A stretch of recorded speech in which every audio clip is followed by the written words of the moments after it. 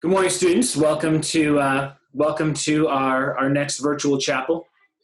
And today's chapel is going to be a little bit different from ones we've done the last couple of weeks. Instead of having one person speak to you, this morning we're gonna have a conversation, and the conversation is with a student that you all know well. She is your service prefect from this year, Autumn Case. Good morning, Autumn. Good morning. I just wanted to give you just a real brief bit of background about how this came to be. I have been really privileged over the last 3 years, but I would say especially over the last year to get to know Autumn a little bit better. And we've been I've been privileged to hear some of her story and to hear how that story has resulted in her passion for service. And I don't know, Autumn, probably for the last year, you and I have talked a little bit on and off about your maybe being able to share this story with the student body. And we'd actually had the day planned. We were going to do a chapel right before we quarantined. It was going to be the chapel right before service day. And we were going to be on stage, and I was just going to interview you. And students, you'll never know this, but Autumn had put in just dozens and dozens of hours of work to make that service day happen, and it just didn't work. But at least we get a chance to talk now. So what I know about Autumn is I know that she loves Jesus, and I know that she loves to serve people. She has done a remarkable job being our service prefect this year. And the other thing I know about Autumn, as I mentioned, is that she's got a pretty incredible story that happened to her that I think has really shaped who she is. And so I just wanted to give her a chance to tell you all just a little bit about that story. So, Autumn, what was one of the things that happened to you that really has had a pretty significant force on shaping your life? Yeah, so it was all the way back in middle school. I went to summer camp every year, or every summer, and the summer between my 6th and 7th grade year, we were all outside. A storm came through, and a lot of trees fell on us, and I was also hit by a tree. And so yeah, I had quite a few injuries, some minor, some major, head trauma, just a lot of stuff. And but unfortunately, there was also another young boy that was involved in the accident who lost his life. He passed away. And so when I was younger, it was a little bit easier to just talk about it and understand what happened because it was pretty surface level. But as I got older and older, people would always tell me like, "Oh, you have such an incredible story. Like you're going to do such great things." And honestly, I felt a lot of pressure with that. Like I know that it was meant as good and it was meant as like a compliment almost, but it was a lot of pressure thinking like, "Oh, well, this thing happened to me, so now I have to do something great." You know what I mean? Like coming out of something like that, you have to go and do something great and make a big impact. And Autumn, not to cut you off, but that boy was like right next to you, wasn't he?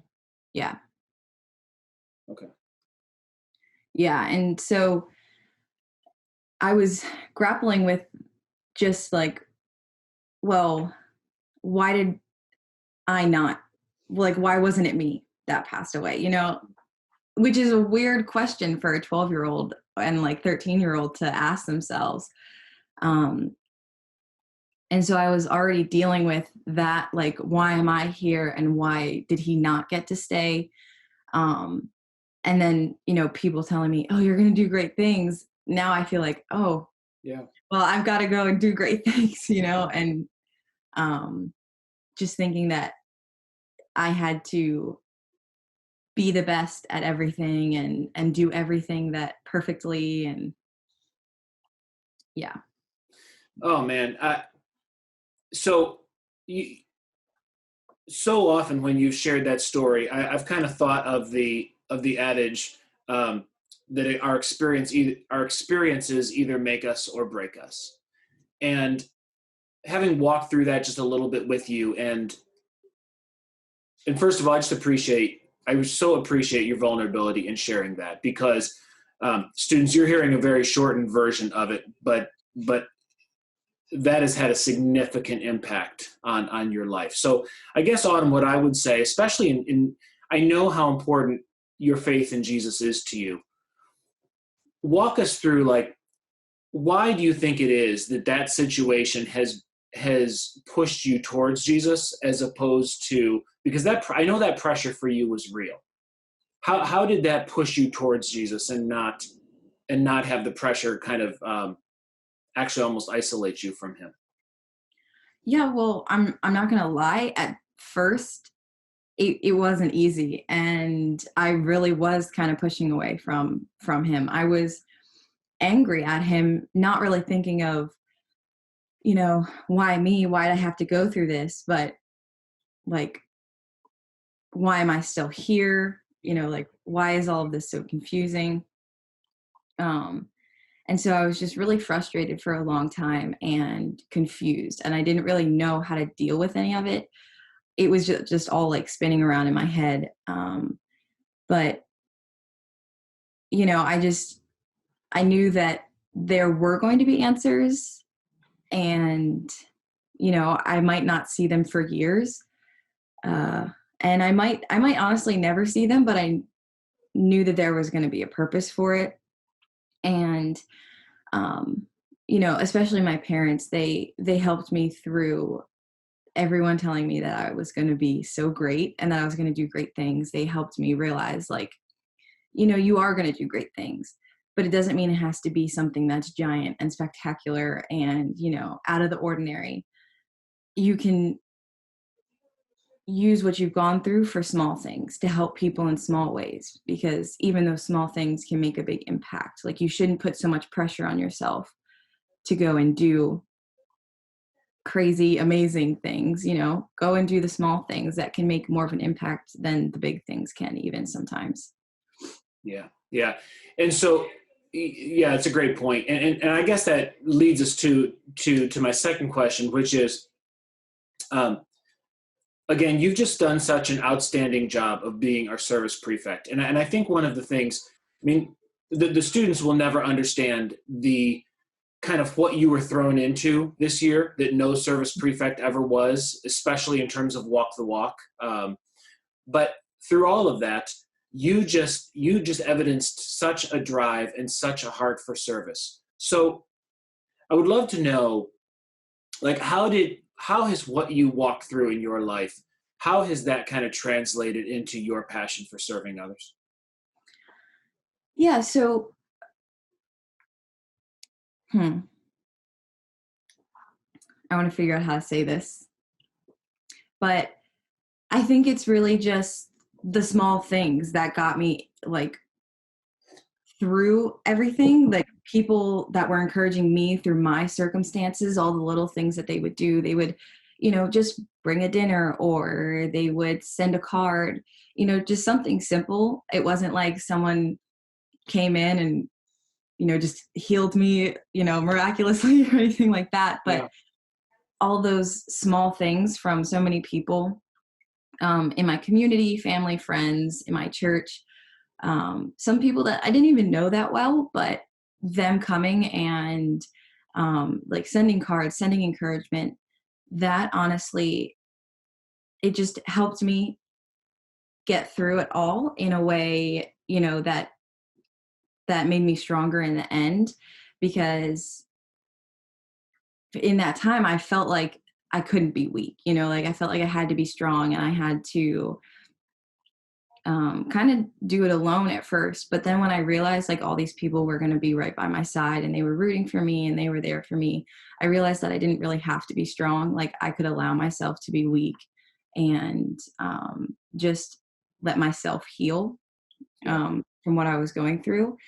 And with all of those, small acts of kindness, I realized how much of an impact they make.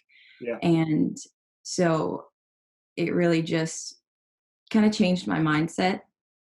on things. And I tried to be more intentional with the people around me, and I tried to do those small things for them. And I'm not saying that I'm perfect at it at all, but I just was able to get a different perspective being on the receiving end of so much love and encouragement, that it really just fueled me to want to, be that for someone.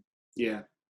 Yeah, that's so good. And even as you're talking, one of the things that's so interesting to me is you talked about after the injury, after that storm and what it did, that you felt this pressure to do big things. And and it just struck me as you're talking about how often I think that we don't serve people well. Um, because we have this idea and especially like now in quarantine, that we have to do something big. We have to do something big for people. And how one of the ways your perspective was changed is it wasn't necessarily the way I hear you talk. It wasn't necessarily the big things that people did. It was kind of the daily small acts of love and of giving themselves to you. Yeah. Um, it's especially just, it makes someone feel heard, and it makes someone feel like they're acknowledged, um, more than the big things. Yeah, yeah, and Like, that's it's one of the. Go ahead. no, you're fine. You can you could go and like give someone a really big gift, and they love it and everything, and then it's just kind of like it was just a gift. But if you're always there for that person, and you're just kind of always encouraging them, or sending them a little bit of kindness, a little bit of love, it makes them feel like they're actually you know seen, and they're heard, and they're loved. Yeah, it's so true, and I love that because I think back just to a number of times in assembly this year when I remember Mr. Palumbo talking about that, talking about the idea that people we need to see others, and that's one of the things I love most about Jesus in reading through the Gospels is he just saw people. Like he obviously did big things, but those big things started when he just saw people's hurt. Um, so I'm to kind of wrap this up. Obviously, very few of us are going to walk through a situation that was as formative as what yours was. I mean, literally a life or death situation. Um, but I guess my question is, like, how can we take what you've learned and your passion for service, and how can we apply that to a quarantine time right now where, I mean, we're walking through this as a family. Sometimes we just feel paralyzed. We can't really leave our house, and it's hard to get a sense of, well, how do I help? I'm not a nurse. I'm not a doctor. How do I make a difference?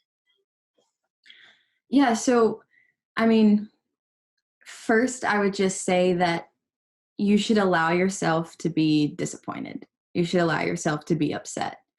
Because I know, at least in my perspective, I was at the beginning of this kind of thinking, well, people are out there losing their loved ones, like losing their own lives.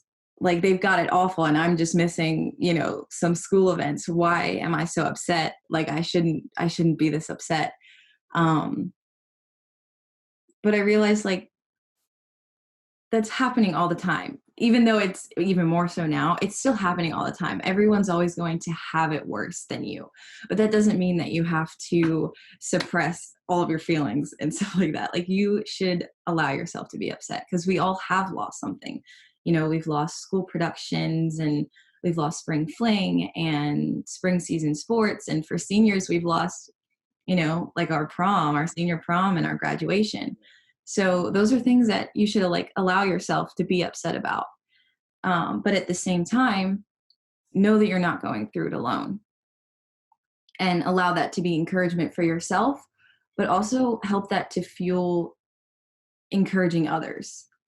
Um, if you have a friend that might be struggling with this whole situation a little bit more than you are, um, send them a text. Yeah. Just say like, hey, how are you doing? And ask it genuinely, like actually ask how they're doing, or just send an actual text of encouragement. So yeah, just checking in on everyone and your friends and seeing how everyone's doing through this, because we're all going through it at the same time and we've all lost something in the process. Um, so yeah. Yeah, it's so true. You're saying that, and I thought last Sunday we opened up.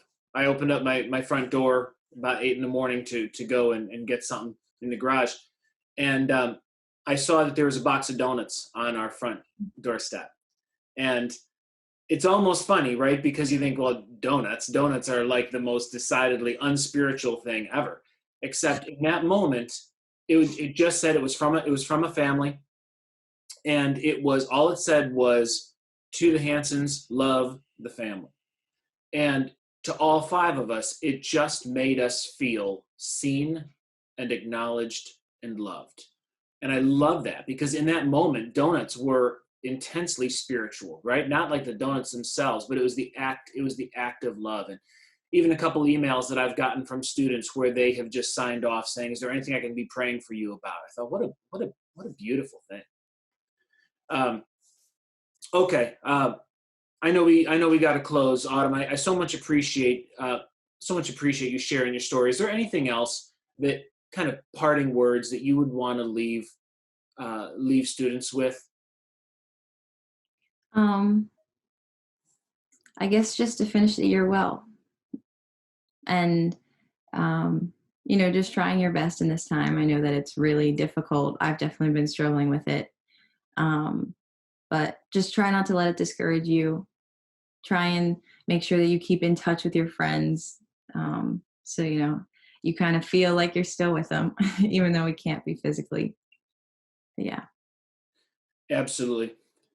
I I thought back to Mr. Hagen's chapel a couple of weeks ago, and he referenced Ephesians 2:10, which says, "For we are God's handiwork, created in Christ Jesus to do good works, which God prepared in advance for us to do."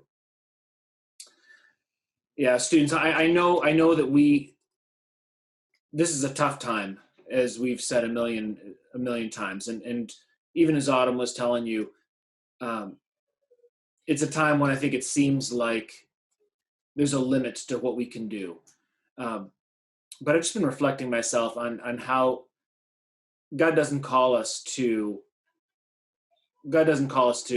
cure this disease necessarily. He doesn't call us to right all the world's wrongs. What he calls us to do is he calls us to love himself. He calls us to be faithful, and he calls us to live on purpose, to see each day as an opportunity. And Autumn, and I know you'll be the first one to say that you're just not kind of on the beginning of your journey with this, but just to affirm you, what I've so appreciated about you and what you've given to our community is just the way you've modeled living on purpose for the community. So students, thank you. We love you. Hope this has been encouragement for you this morning, and we'll see you next week. Bye.